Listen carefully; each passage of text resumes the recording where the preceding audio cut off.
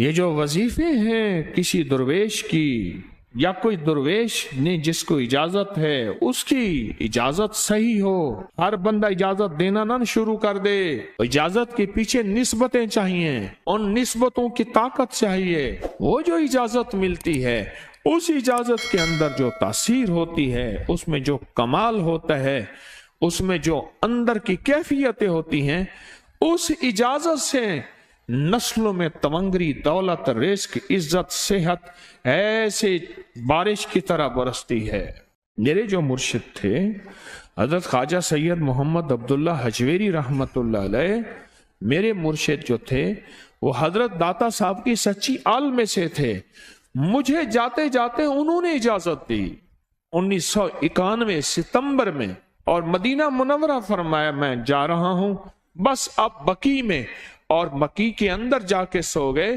اب بھی میں مرشد کے ہاں جاتا ہوں تو جنت البقی کے قبرستان میں ان کی نسبتیں دیکھیں کتنی اونچی ہیں۔ پھر وہ نہیں، 26 بڑی ہستیوں نے مجھے خلافتیں، اجازتیں دیں، 26 سے بلکہ زیادہ اجازتیں اور خلافتیں دیں، اور ان کی توجہات ہیں، ان کی پیچھے دعائیں ہیں، اور پیچھے کامل کے ہاتھ ہیں۔ یہ روحانیت کی نسبتیں ہوتی ہیں، روحانیت کی نسبتیں ہوتی ہیں۔ ان نسبتوں کے ساتھ جیسے آپ تسبیح خانے میں ماشاءاللہ پوری دنیا میں لوگ یہاں آئے ہوئے ہیں، اور بڑے بڑے ہستیاں یہاں آئی ہوئی ہیں جو مٹی ہو کے چٹائیوں پہ پڑے ہیں، خواتین میں بھی مردوں میں بھی، بڑے بڑے عہدوں والے، عزتوں والے، بڑے بڑے مقام والے یہاں اپنے مرشد خانے میں بے حیثیت ہو کے پڑے ہیں۔ جو بے حیثیت ہو کے آتا ہے اللہ اس کو عزت اور مقام اور حیثیت دیتا ہے۔ کہنے لگا میں نے نا حمزات کو قابو کرنے کے لیے میں نے ایک عمل کیا۔ عمل یہ تھا کہ ایک بڑا سا تھال لے لیں، جیسے یہ گارے اور مٹی میں تھال ہوتے ہیں، اس کا چراغ بنا لیں، اس میں 10 کلو تیل ڈالیں اور بڑی ساری بتی ہو، ٹھیک، اس کی بتی جلائیں۔ 10 کلو تیل جلنا ہے، یہ سارا کتنا تیل جلنا ہے، اس کی بتی میں، اس کی لو میں دیکھنا ہے، اور پھر بیٹھنا اس انداز سے ہے کہ میرا سایہ ہو، اور پھر میں اپنے سائے کو بھی دیکھوں، لو کو بھی دیکھوں، اور اس کے بعد یہ وظیفہ پڑھنا ہے۔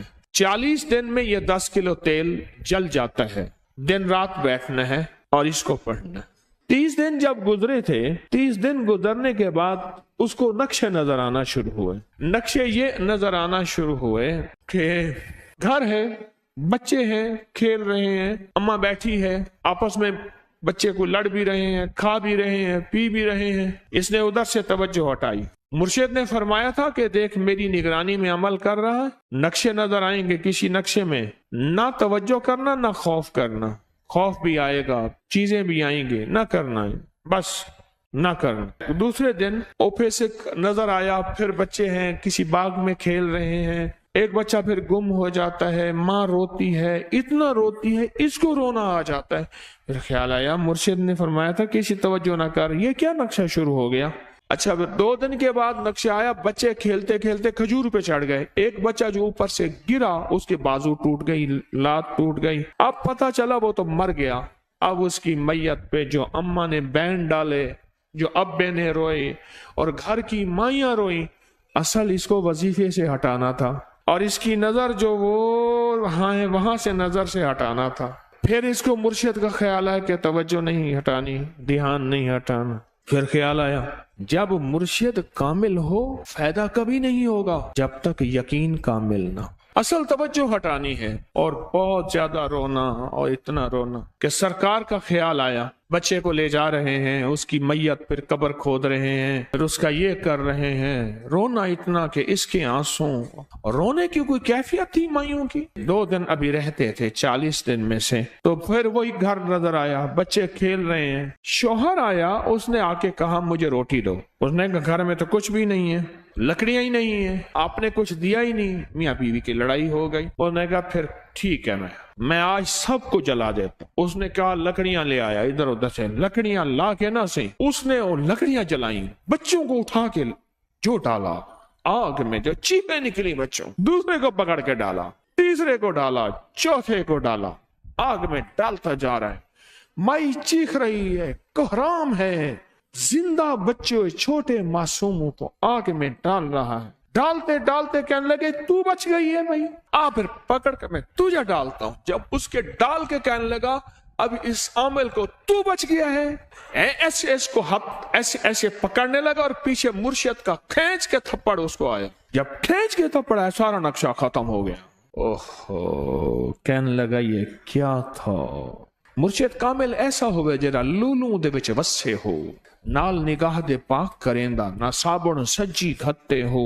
ये उस वक्त होगा जब यकीन होगा, जब तेरा यकीन कमजोर है। मुर्शिद कामिल है, यकीन कामिल नहीं है, नाकाम रहेगा सारी जिंदगी, थर्मामीटर लगाता रहेगा। कोई कह देगा कि तेरा मुर्शिद 1 नंबर है, वली है, कहा सुभान अल्लाह।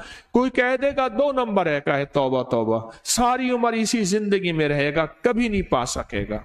40 दिन के बाद मुर्शिद की खिदमत में हाजिर हुआ और सारे नक्शे बताए। फरमाया ना बताओ, हम देख रहे थे।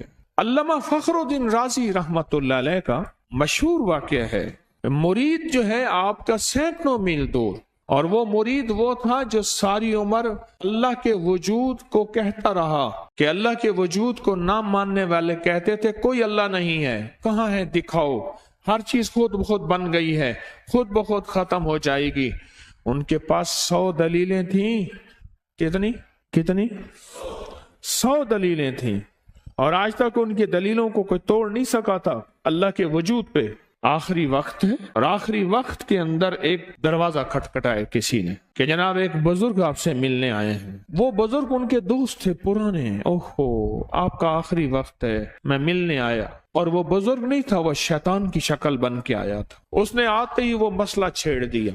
आज तक उसकी दलीलें कोई नहीं तोड़ सका था, ये उसकी दलील तोड़ गया। पहली दलील टूट गई, उसने दूसरी दी अल्लाह है, इसने 2 दलील भी तोड़ दी कि अल्लाह नहीं है। इसने तीसरी दी अल्लाह है, उसने वो अपने इल्म की ताकत वो दलील भी तोड़ दी। चौथी 99 दलीलें तोड़ी, अभी एक दलील बाकी रहती है। अगर वो भी दलील गई तो ये भी कहता है अल्लाह नहीं, और आखिरी वक्त में रब के वजूद का इनकार करके खात्मा खराब करके गया।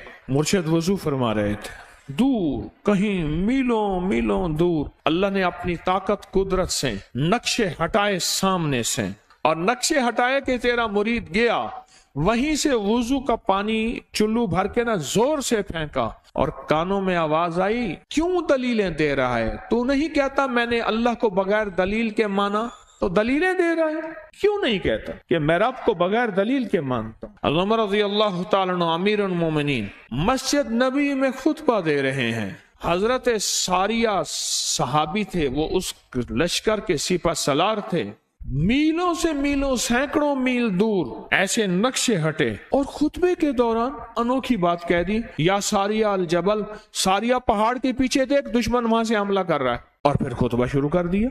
जुमे का खुतबा था। लोग हैरान, ये अमीर मोमिनीन ने क्या फरमा दिया। जब हजरत सारिया का काफिला आया वापस, तो फरमाया फला वक्त फला लम्हे फला वक्त में, जुमे के दिन फला लम्हे में अमीर मोमिनीन आपकी आवाज आई थी। अगर ना आती तो दुश्मन ने पीछे से मुकाबला हमला कर दिया था और हमें काट के रख देता, टोटे टोटे कर देता। आपकी आवाज आई, सारिया पीछे देख दुश्मन हमला कर रहा है पहाड़ के पीछे, या सारिया अल जबल। ये मैं आपको हवालों से बात कर रहा हूं।